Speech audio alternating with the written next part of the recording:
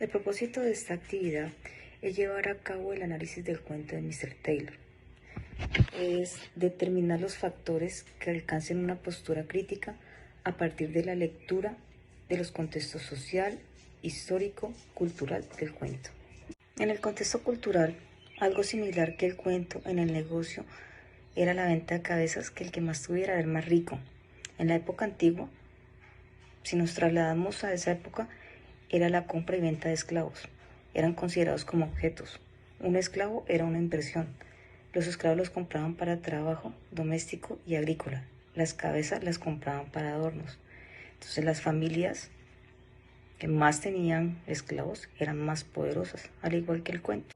En el contexto social podemos analizar lo siguiente, tomando como ejemplo algo que vivimos en Colombia. Podríamos tomar como ejemplo la trata de blancas. Esto se remonta en el siglo XIX.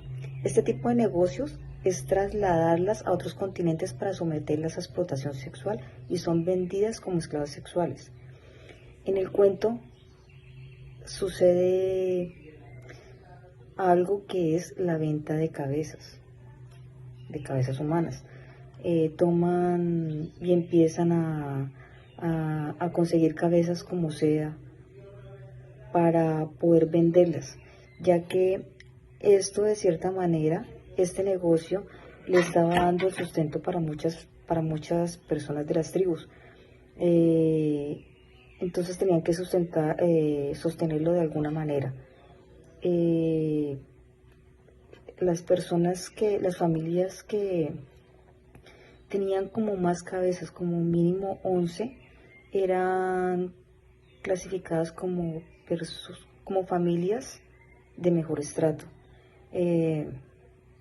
Como todo, hubo un momento en que el negocio ya se iba acabando, o sea, ya iba desmejorando, entonces ya tenían que mirar ellos de qué manera conseguían más cabezas. El aspecto histórico se remonta en la época antigua, donde los castigos eran ejemplarizantes, era con la pena de muerte. Los aristócratas eran decapitados, a diferencia de la gente del pueblo. Los castigos eran con métodos más tortuosos, como la horca, el descuartizamiento o la hoguera. En el cuento, Mr. Roston y su sobrino Mr. Taylor lo utilizaban más como negocio. Pasó de ser un obsequio que Mr. Taylor le dio a su tío a convertirse en la venta de cabezas, venderlas lo que mejor pudieran en su país. Llegaron hasta el punto de industrializarlas. Las familias de clase alta o las familias se catalogaban por el número de cabezas que tuvieran en su casa, en su hogar. 11 era un número bien, eran familias muy bien, y las familias que no tenían ni una sola cabeza eran familias fracasadas.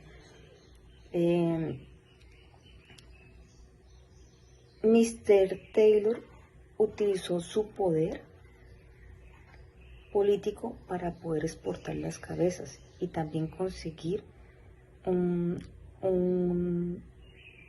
una concesión a 99 años. Era prácticamente un negocio que tenía de por vida.